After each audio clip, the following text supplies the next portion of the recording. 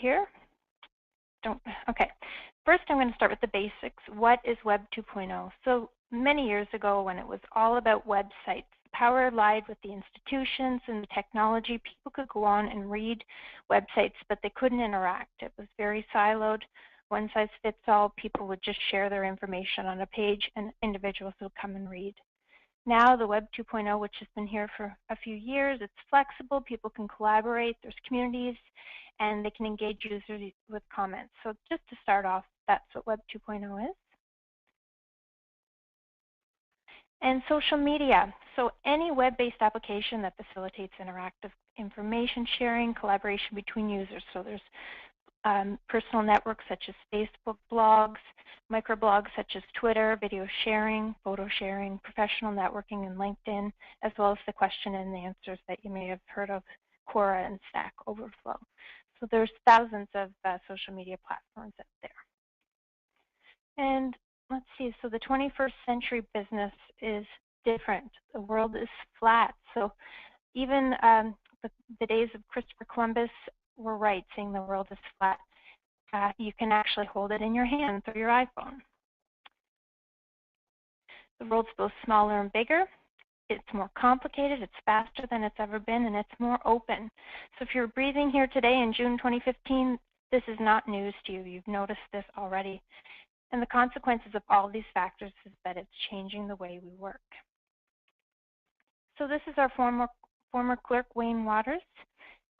Bringing things back to the public service, why should we collaborate and change the way we work here in the public service?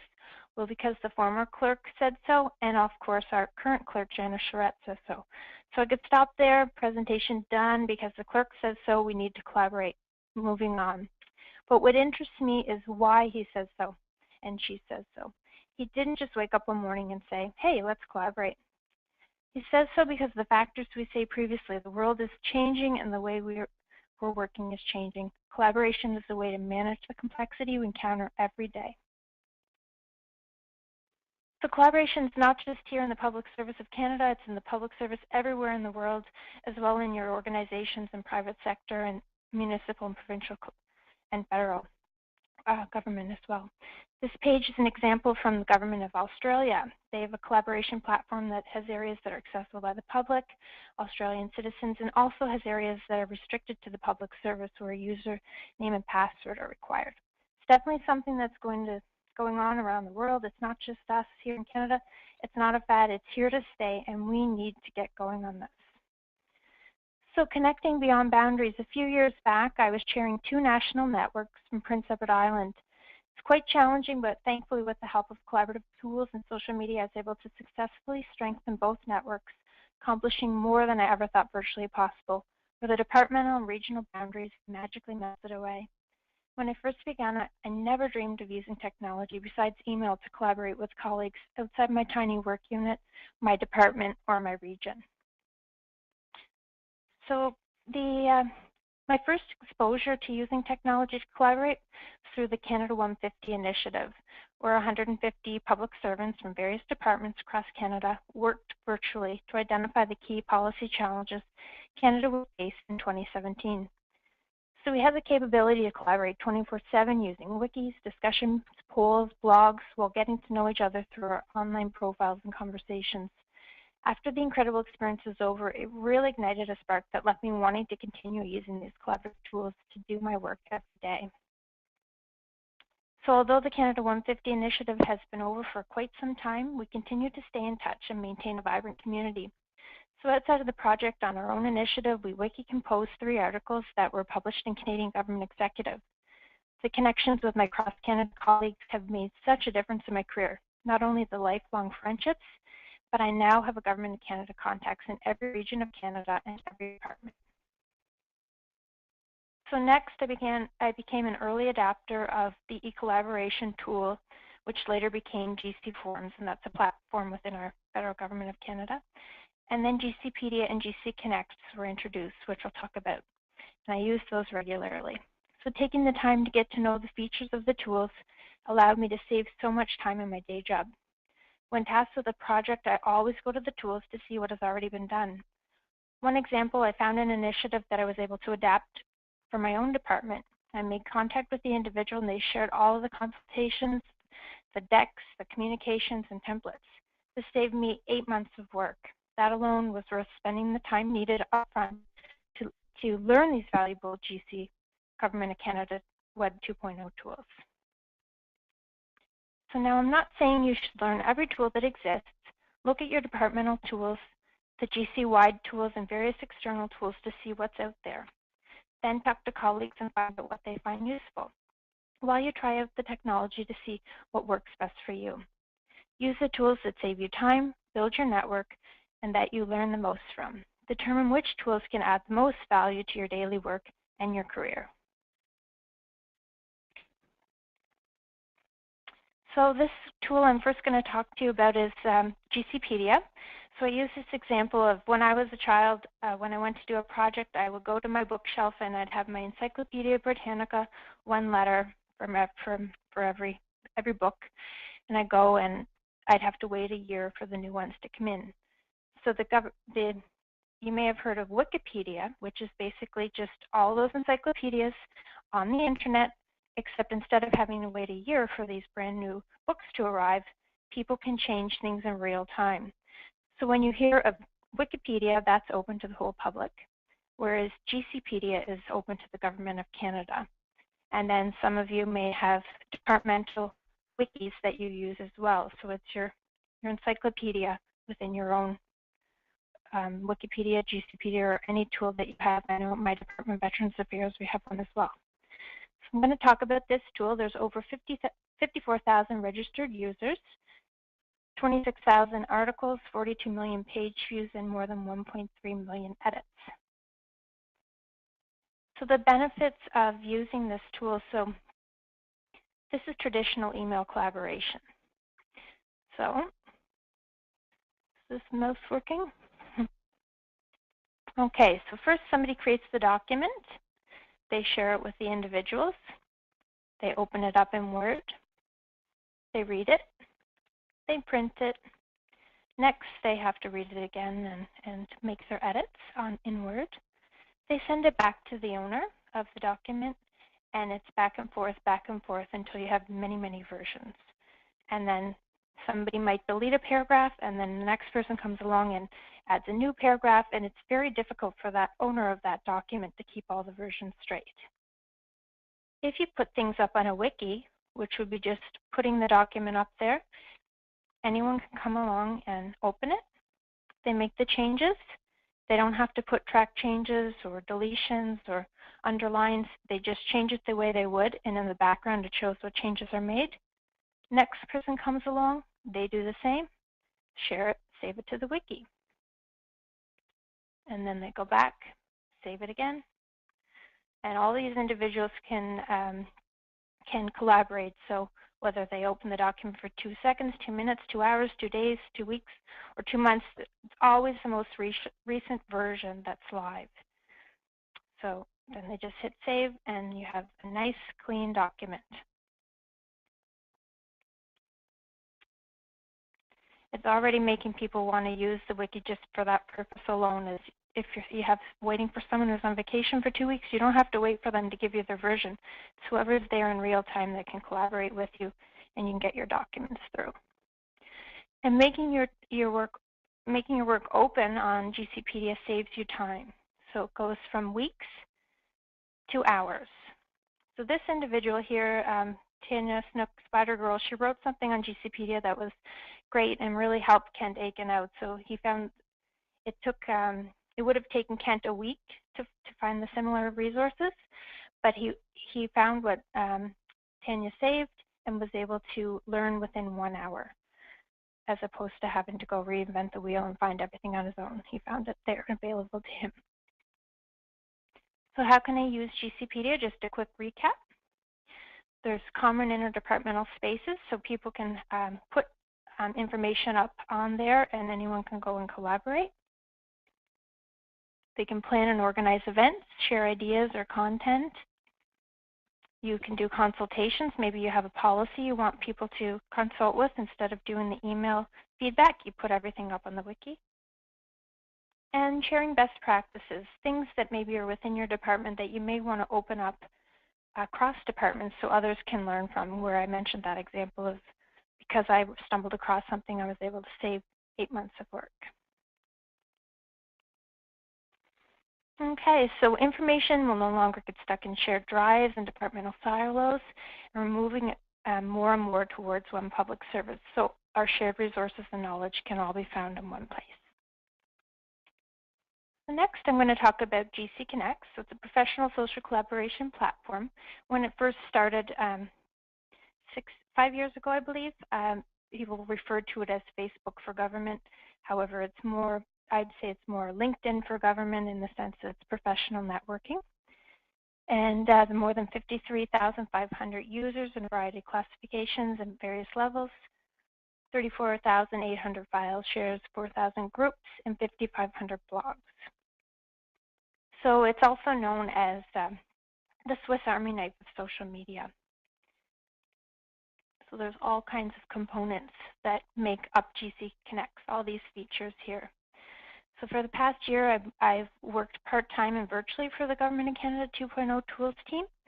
And GC Connect has been referred to as the Swiss Army knife of social media tools for the Government of Canada. So it combines many of the features of popular external professional networking, microblogging, document sharing, photo sharing, discussion forums, and a chat feature.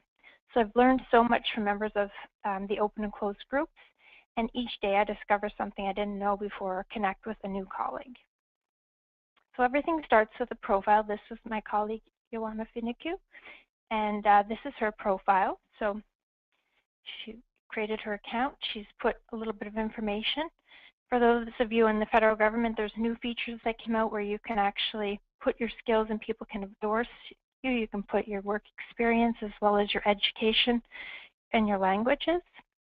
And these are the items here: blogs, bookmarks, pages, and various things that she can share. It shows all the group activity that any group she's joined, any calendar items she wants, any events she's creating. And these are colleagues she's connected with. So if you see individuals on there, basically everyone on GC Connects is your colleague, because if you work in the federal government, they're your colleagues from coast to coast to coast. But some individuals just want to put their immediate colleagues, and you can share, you can chat with them through the system, and the group membership she's involved in.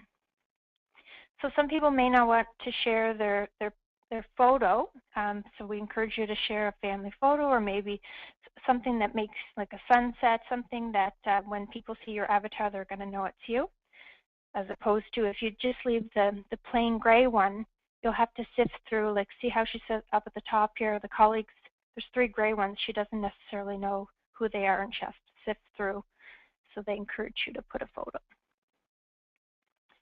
So there's open groups, and this is Clicks and Tips. It's an excellent group that does regular webinars. So start building a presence and start networking. You can join any of the open groups. They're open to anyone. And we can learn from your colleagues across the country on various topics. And Blueprint 2020, which is a renewal initiative in the federal government, they have a group, and it has really skyrocketed the amount of members on these tools since the Blueprint 2020 has been launched 2 years ago. And there's closed groups, and it doesn't mean that it's private information, but maybe they have a target group. I work in the values and ethics community, so we have a closed group that all our practitioners across the country belong to, and we share all the information about our monthly calls, any documents or articles of interest that that community would specifically be interested in. And this individual, Jennifer Hollington, she's the Director General at NRCan, and she blogs regularly for the past 5 years. And she started to share her blogs, not just at her department, but through GC Connect, so that everybody can benefit from her amazing blogs. And there's forums for discussions and ideas, so you can reply on things that people have added. And you can like their posts as well, the thumbs up button. And then there's the instant messaging chats, so you can chat with one person at a time, which would be, if they're your colleague, you're able to chat with them on there, like a quick messenger. Those show the people who are online, and the green and the yellow who are offline. And then the chat rooms, they can be public, or you can create a password protected. I know with my Treasure Board team, we had a monthly virtual stand-up where we had a password protected group. And then if you wanted to have an invitation-only one as well. So lots of great features. So Web 2.0 permeates every aspect of our lives, from the way we learn, to the way we work, to the way we interact and engage with each other. Because of the use of technology, I've had the opportunity to contribute to national projects and join initiatives, which has helped me gain unique skills and abilities I would not have had the opportunity to obtain in my day job. And I'm grateful because of the webinar technology here I can share with all of you across the country today. So I strongly encourage you to support and embrace Web 2.0 technologies in your workplace and help employees collaborate, innovate, share, and work smarter, with a continued focus on teamwork, deliverables, and achievement of desired outcomes beyond organizational and regional boundaries. Your commitment and efforts will help shape and prepare the public service for the workplace of the future.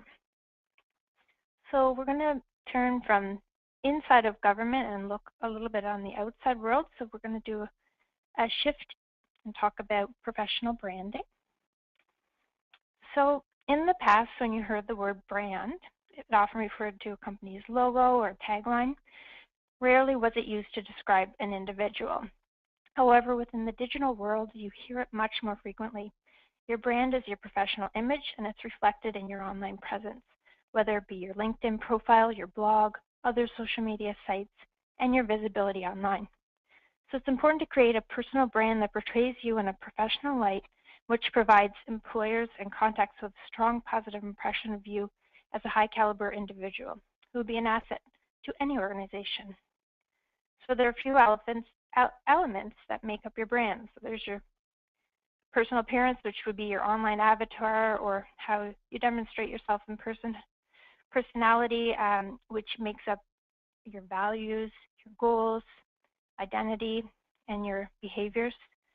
And your competencies, which includes your cognitive, business, communication, technical skills, and any types of things that you perform your job responsibilities. And then, of course, the differentiator, so offering a unique value proposition or benefit to your target audience. So when I was referring to your avatar, I was not necessarily meaning the way it looked, but that you have a professional persona, whether it be your Twitter avatar or your LinkedIn profile or GC Connect's a consistent how you would like to demonstrate yourself to the world.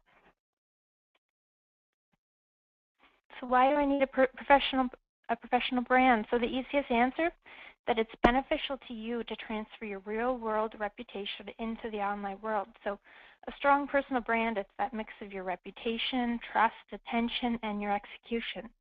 You also should work at building your personal brand so that you are able to control the information that is available about you online. So, of course, you can't build an online reputation unless you first articulate your unique promise of value. So, invest in a solid understanding of your strengths, your goals, and compelling personal brand attributes. Create your personal brand statement and put it somewhere visible so you can refer to it regularly, something that you stand for. So, craft an elevator pitch for times when you only have a moment to make a first impression, whether it be at a mixer. Just like its name, if you entered an elevator with someone you just met and you only have the time it takes to go from floor 1 to 5, how would you clearly and concisely tell them about yourself? So that's something that takes a bit of practice, but it's a very, very useful tool to master. So what character traits make you unique? So be consistent and genuine. Make sure your online identity matches your offline one. If you're outgoing online but shy in person, you really need to step out of your comfort zone when you meet your online connections face to face. You want them to have the same impression of you when you meet in person as they did when they met you virtually. So when tweeting or blogging about your personal and professional life, the content you post should reveal a dimension of your personality. Associating your character traits to your personal brand makes you more memorable to your virtual networking audience. And being Googled, it's the new millennium version of the reference check. People are making decisions about you based on what they find online. It's no longer a luxury, it's a requirement for you to build and continuously manage your online identity. Buy your own domain name before someone else does. In 5 years, your online presence will matter more than ever, and when someone searches for you, you want to make sure it's you that they find first and have the right information at their fingertips. Regularly monitor your online ID and continue to augment your online content to remain relevant and one step ahead. So here in Little Prince Edward Island, there are two Jody LeBlanc. She's very involved in various advocacy groups and is in the newspaper and posts online forums regularly. So I have to work extra hard to distinguish myself from her in the online world. There are other tools such as About Me that make it easier for people to find you online. So for tools, so make best use of your existing tools. There are hundreds of social media platforms to choose from. However, you can't possibly have a presence on all sites. So find out the tools that work best for you, and you could have a presence on several networks, but have them linked back to your one main platform. And time commitment. Make the most of your time online. We only have so much time available to us, and we want to maximize it to the best of our abilities. Develop a manageable plan based on the time you have available, and stick to it. Keep your content fresh. Do a social media cleanup regularly. Don't create a page and then let it become stale. In those cases, no information is better than outdated or inaccurate content. Make an effort to keep on top of your professional brand, and if you have too much to manage, scale it back. And when more time becomes available, you can branch out again. So think hard before you post. With the launch of the guideline for external use of Web 2.0 and the Values and Ethics Code for the public sector, there's been a lot of discussion around professional versus personal virtual networking. The fact is, the lines between our professional and personal lives are blurring. We're taking our work home with us and bringing our personal lives to work. When posting, remember your comments are public for the entire world to see. Comment online the same way you would at a meeting, over coffee, or a public forum. The safest assumption you can make is that absolutely everything you publish on your personal social media sites can be read by everyone you come in contact with, sometimes even after the post has been deleted. Always think before you post. Be interesting, engaging, creative, and display a positive attitude through your postings and interactions. It can be tempting after a hard day at work to go on your social media page and vent about your day. However, this will only hurt your online reputation in the long run. You don't want to post something in the heat of the moment that you'll regret in the future. Be clear and transparent that your views are your own, but remember your duty of loyalty to your employer still applies. It's the same for every line of work, not just for government employees. For example, if you work for the private sector or not-for-profit, you're an ambassador for your organization. And if you as an employee do not support and stand behind programs and services that your organization offers, why would the public? As public servants, we need to refrain from public criticism and balance our right of freedom of expression with our loyalty to our employer. Ask yourself, would you want your manager seeing your post? Even better, would you want your post to appear on the cover of the Globe and Mail?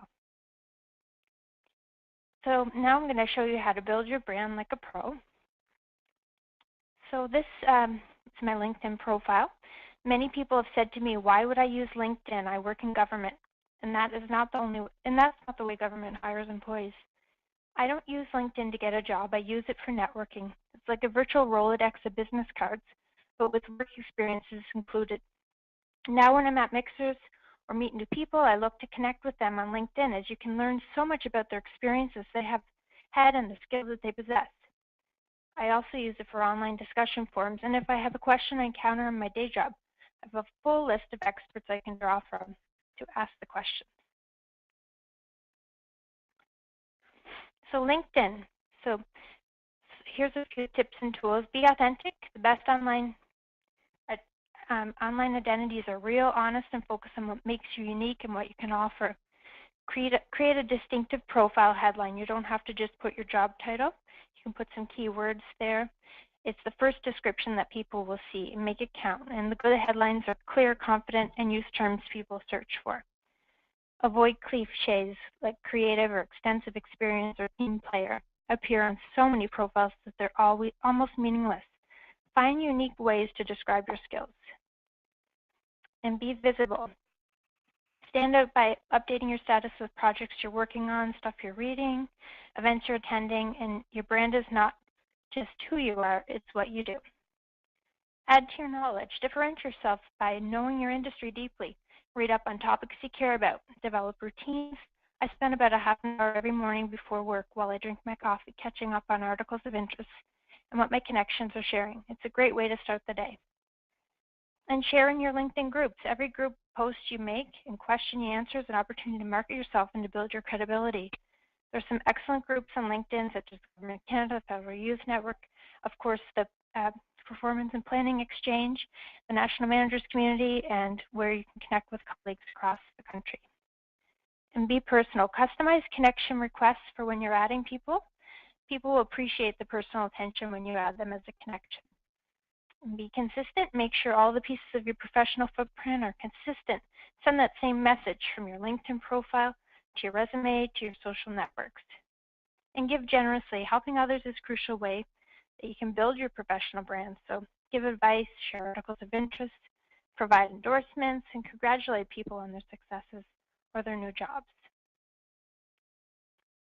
So next I'm going to talk about Twitter. So this is my Twitter profile. So it's another great resource to use if I need to help with something or want to find out more about a subject. I just put a question up and within an hour I could get several responses from my trusted community. Social media often blurs the lines between personal and professional, and nowhere is this truer than very public world of Twitter. If you're like many users, Twitter is a space to connect with friends and colleagues and develop your online brand. Figuring out how to balance these two worlds can challenge even the most socially savvy. You don't want to share a personal detail that might negatively impact you at work. On the other hand, you don't want to bore everyone with a robot-like account that can only discuss business matters. So accept that Twitter is public. The first step in finding the right balance is recognizing the fact that Twitter is a very, very public network. It's not like a night out with your friends. Rather, the network resembles a professional conference or networking event. The key difference is your actions are visible to anyone, not just those who attended the event. Anything you discuss on Twitter is part of your public digital footprint. Therefore, you should always assume anything you discuss on Twitter will be seen by a potential client, an employer, a partner, or colleague. And don't be a robot. Twitter's public nature can scare professionals away from sharing anything outside of work topics. However, if you only talk business, you're not letting anyone get to know you. And ultimately, people do business with people, so there's no reason you shouldn't be a very conscious version of yourself. Imagine yourself at a networking event or your downtime right before a meeting. You're probably going to talk about a whole range of things, what you did over the weekend, new restaurant you tried, a hobby, a TV show. In other words, you'll discuss things that are important to you and interesting to others. Twitter should work the exact same way. Avoid sensitive topics. So in general, the rule of thumb, a few areas shouldn't be discussed on your general Twitter account. Don't complain about a colleague, client, or your employer. And unless it's directly relevant to your job or you don't care if you alienate members of your community, stay away from any talk on religion or politics. And it probably doesn't need mentioning, but you should also avoid discussing any kind of illicit activities. So know the difference between personal and private. You probably cringed at some posts that seem to share too much information. Avoid this yourself by recognizing the difference between personal and private. For example, personal is mentioning your child took her first steps. Private is sharing anything diaper related. Personal is talking about a great dinner you had last night. Private is rehashing every detail of the argument you had with your partner on the way to the restaurant. Be considerate of your audience. It's one thing to share a few messages about your kids or your favorite baseball team, maybe the occasional post about your car or your kitchen remodel, but things will get boring fast if 90% of your posts are singularly focused. No one likes the person who dominates the dinner party conversation by bringing everything back to the recent vacation. Use your Twitter account to show your diverse interests and be conscious of your audience. Interact with others. One of the most natural ways to let your personality shine involves personal interaction. Never approach Twitter or any other social media network as a one-way broadcast. Join in on what other people are saying. Inject a personal tone or humor into replies. Keep in mind, however, that a some back and forth banter between you and your connections is acceptable, but you'll want to take an in-depth conversation to a direct message or a phone call before it goes too far and overloads the timeline of your connections. And don't take things too seriously. At the end of the day, careers is all about conversation, shared interests, relationships. It shouldn't be overanalyzed. If you sit there and count every tweet to make sure you're hitting some magic personal-professional post ratio, you're taking all the fun out of the process. Likewise, if you start thinking, okay, I need to post something funny today, it will come across as obvious and awkward. Keep it natural. Be yourself. Be considerate of others and use your common sense. Social media such as LinkedIn and Twitter allow us to build relationships at lightning speed where geography and circumstances are no longer a factor. Seek out opportunities to meet your virtual connections face-to-face, whether it be a conference event, a local chamber of commerce, mixer. It will make your networking relationships that much stronger. Reach out to individuals at a conference like the Performance and Planning Exchange Symposium that just happened a couple of weeks ago, Federal Youth Network National Conference, Institute of Public Administration, or Chamber of Commerce, as I mentioned, in your area. Nothing beats face-to-face. I have all these relationships. I've met with people on LinkedIn and Twitter, and you feel like you've known them virtually as a virtual connection, but when you meet them face-to-face, it's just an incredible experience. So remember that branding isn't about playing a role. Be yourself. It will become apparent rather quickly if you're being someone that you're not. Figure out what you do best and what you want to be known for. So ask yourself, who are you online? What are the top 1 or 2 things that make you unique? Your brand has to be authentic while still being meaningful and compelling.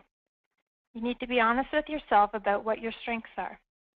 Once you figure out what you do best, put all your energy into it because your talents are what make you stand out. No matter how you go about creating balance, don't create multiple accounts on your same social media platform. This makes things confusing to your connections and leaves your brand seeming inconsistent. The things you wouldn't want your coworkers to know about you should probably not end up on the internet anyway. So keeping them in mind when you post is a great way to keep yourself in check. Your online brand can be both personal and professional. If you manage to find the perfect balance, your brand will be stronger as a result. Work diligently to find that sweet spot between professional and personal branding. After that, maintaining your professional brand will become as routine and natural as your morning coffee. Making this investment in yourself will result in enhanced relationships and opportunities in your professional life. If you haven't ventured into the online world as of yet, take a step forward today. You won't be disappointed. So I know I mentioned lots of tools here today. There's all kinds of other tools out there. I'm just highlighting a few that I'm aware of and that I use. I'm not endorsing any specific platforms here, but I just wanted to spread some awareness on the various types of tools. And what I would recommend to you today, a social media strategy and steps to get started, is go back to your desk and actually put a calendar item into your email system or your day planner and book a half an hour or 15 minutes, whether it be each day or once a week, and really look at what you'd like to see, what steps you'd like to take in order to become more savvy in social media tools or to use them to grow your career or your virtual networking or your professional brand, and look at what steps you'd like to take today, next week, next month, next year, and develop a plan and stick to it. So those are some things that will really help, and if you put it in your calendar, you'll see it's important and you'll be less apt to have this presentation today and maybe move forward and get familiar with some of these tools or other ones I haven't mentioned. So that's it for my presentation. We have about 20 minutes for questions. So I'll turn it over to Sarah. Thank you very much, Jody. That was really informative. I do have 2 questions that have come in, and again, please feel free to put any questions that you have into the Q&A box, which is located on the right-hand side of your screen. just above the chat box. So I'll be looking for them as Jody's answering the couple questions that we do already have in. So Jody, the first question I have is, does PPX have any social media platforms? They do, Sarah, actually. PPX has a Twitter account, which was used regularly. It's PPX_FRP, and you can find that on Twitter and follow along. There was quite a few tweets from the symposium.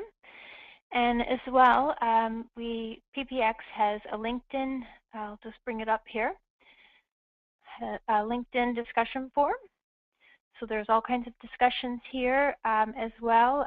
There was a knowledge cafe at the PPX symposium, and some of the key questions that came out were the key topics. So I'm just going to go in. There's subgroups here.